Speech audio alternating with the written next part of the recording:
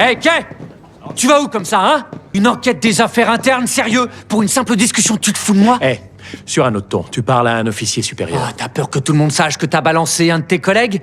Que t'as enregistré nos conversations en douce? Peu de temps auparavant, Deacon entend par hasard Durant tenir des propos clairement racistes. Mais il ne les signale pas. Il pense que ce n'est qu'une blague. Mais Hondo ne partage pas cet avis. Si ces types mettent leur arme et leur insigne au service d'une idéologie raciste, leur place n'est pas dans la police. Point barre. Deacon, lui, estime encore qu'il s'agit peut-être simplement de frustration exprimée sous l'alcool. Tu sais combien de flics réglo j'ai entendu prononcer des trucs douteux alors qu'ils en pensaient pas un. Cependant, après enquête de Hondo, il est découvert que Durant a déjà participé à des interventions policières violentes avec plusieurs collègues, et qu'il a été déplacé de poste à 2 reprises sans explication claire. Et vu leur rapport d'arrestation, c'est des spécialistes du délit de faciès. Pourquoi tu me montres ça? Parce que c'est pas seulement des potes qui échangent des blagues à un barbecue.